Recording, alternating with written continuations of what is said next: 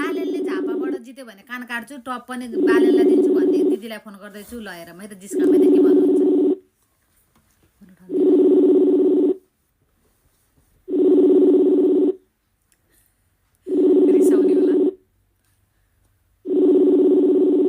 रिसाउने होला के पक्का पनि। हेलो दिदी नमस्ते। नमस्ते। सन्चै हुनुहुन्छ?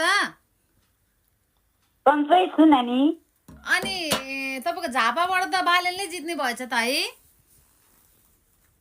बालेनले जित्छ भन्ने के थाहा, बालेनले अझ भोट बन्दैछन्। अझै पनि तपाईलाई एमालेले जित्छ भन्ने हो छ?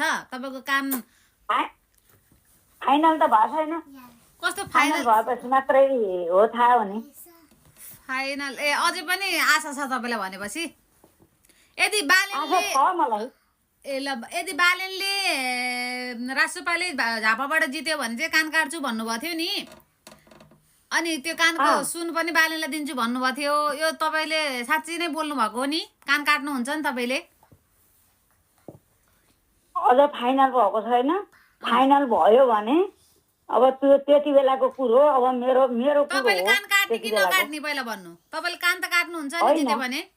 पहिला फाइनल तपाईको मान्छे तपाईले काट्नु भएन भने मिडियामा आएर यसरी बोल्नु भएको छ, तपाईको भिडियो जता काट्दिनु भयो त?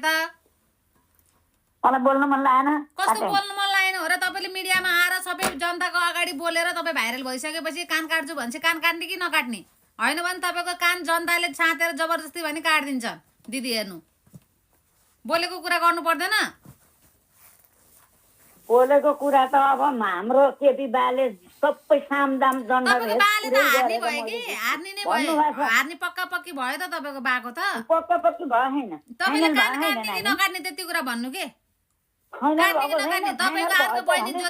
तपाईको अर्को बहिनी ज्योति मगरले पनि के भन्दै छिन्। अब मैले ज्योति मगरलाई नि फोन गर्छु अब हैन। तपाईले कान काट्ने कि नकाट्ने भन्नु, जनता जान्न चाहन्छन्। जनता जान्न चाहन्छन्। यो कुरो पनि बुझ नानी, यो कुरो पनि बुझ। फाइनल भएको छैन। फाइनल अझै पनि तपाईलाई आशा छ भन्दिल? फाइनल भएको छैन ल। फाइनल भएपछि केपी बाले हारेपछि तपाईले कान काट्नुहुन्छ नि? केपी बाले हारेछन् भने हार्नु भयो त हाम्रो केपी बाले भनेदेखि के अरे पितलमा जलप लागेको सुन हो टपमा। अनि त्यो टप ल बालन बाबु किति यहाँ सुएको छ, कान पनि सुएको छ।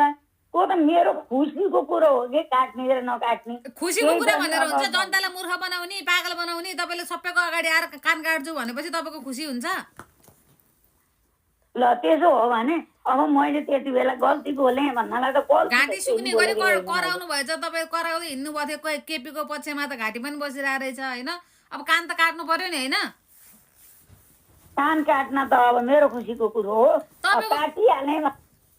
फेरि काट्यो फोन।